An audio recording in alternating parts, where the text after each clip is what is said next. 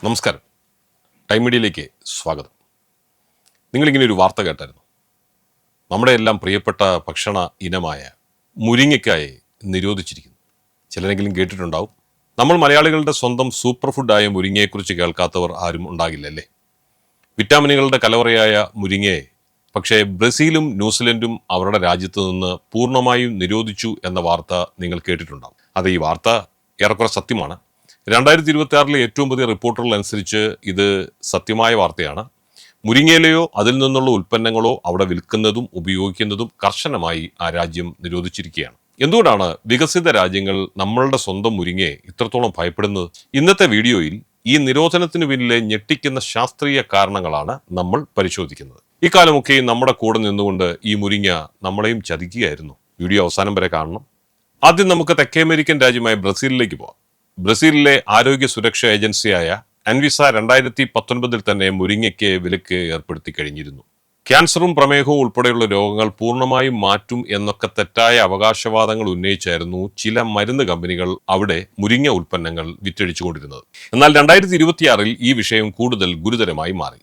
അമേരിക്കയിൽ നിർമ്മിച്ച റൊസാബെല്ല മുരിങ്ങ ക്യാപ്സൂളുകൾ അപകടകാരിയായ സാൽമണോല ബാക്ടീരിയ പടർത്തുന്നതായും അധികൃതർ കണ്ടെത്തി. സാധാരണ ആന്റിബയോട്ടിക്കുകളെ പോലും ചെറുക്കാൻ കഴിവുള്ള ഈ മാരക ബാക്ടീരിയകൾ കുട്ടികൾക്കും പ്രായമായവർക്കും വലിയ ഭീഷണിയായതോടെയാണ് ബ്രസീൽ സർക്കാർ ഈ ക്യാപ്സൂളുകളുടെ ഇറക്കുമതി പൂർണ്ണമായും തടഞ്ഞത്.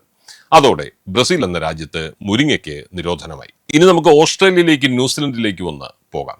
2026 ഏപ്രിൽ മുതൽ ഈ രാജ്യങ്ങളിൽ മുരിങ്ങയ്ക്ക് പൂർണ്ണ വിലക്കാണ്. അതിന് പിന്നിലെ കാരണം കേട്ടാൽ നിങ്ങൾ ശരിക്കും ഞെട്ടിപ്പോകും.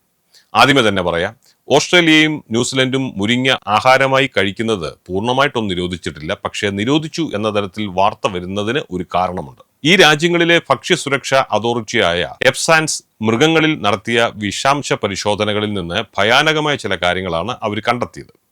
ഉയർന്ന അളവിൽ മുരിങ്ങ സ്ഥിരമായി ഉപയോഗിക്കുന്നത് മൃഗങ്ങളുടെ കരളിനും വൃക്കകൾക്കും തകരാറുണ്ടാക്കുന്നതായി പരിശോധനകളിൽ തെളിഞ്ഞു. അതുമാത്രമല്ല, ഗർഭിണികളായ എലികളിൽ നടത്തിയ പരീക്ഷണത്തിൽ അവയുടെ മുഴുവൻ ഗർഭവും അലസിപ്പോകുന്നതായും അവർ കണ്ടെത്തി. ഇത്തരം സുരക്ഷാ പ്രശ്നങ്ങൾ ഉള്ളതുകൊണ്ട് ഇത് മനുഷ്യർക്ക് സ്ഥിരമായി കഴിക്കാൻ സുരക്ഷിതമല്ല എന്നാണ് അവരുടെ ഔദ്യോഗികമായ വിലയിരുത്തൽ. ഓസ്ട്രേലിയയും ന്യൂസിലൻഡും ഭക്ഷ്യസുരക്ഷ നോക്കുന്നത് food standards Australia and New Zealand എന്ന ഏജൻസിയാണ്. അവരുടെ നിയമപ്രകാരം ഒരു രാജ്യത്ത് പരമ്പരാഗതമായി ഉപയോഗിക്കാത്ത ഭക്ഷണം നോവൽ ഫുഡാണ്. അത് കടയിൽ വിൽക്കണമെങ്കിൽ സുരക്ഷ തെളിയിച്ച് അനുമതി വാങ്ങണം.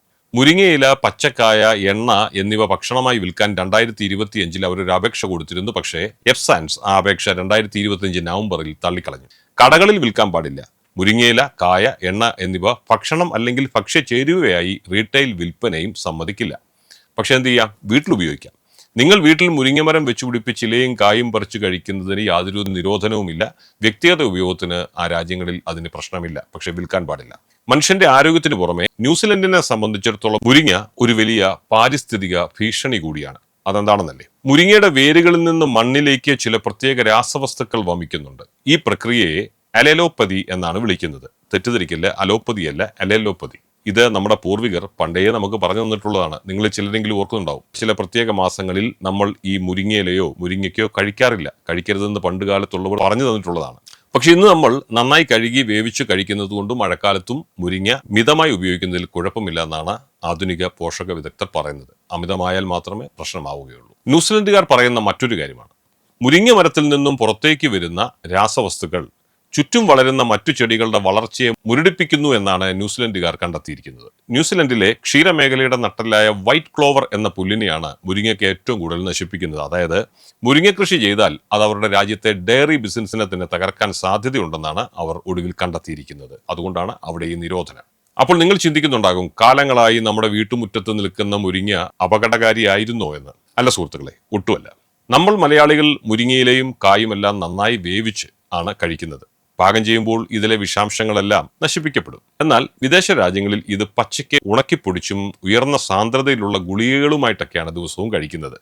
മരുന്നാകേണ്ട ഒരു സാധനം അമിതമായ അളവിൽ പച്ചയ്ക്ക് ശരീരത്തിലെത്തുമ്പോഴാണ് അത് മനുഷ്യ ശരീരത്തിൽ വിഷമായി മാറുന്നത്. അതുകൊണ്ട് നമ്മുടെ മുരിങ്ങയില തോരനോടും സാമ്പാറിലെ മുരിങ്ങക്കായോടും ആർക്കും ഒരു പേടിയും വേണ്ട.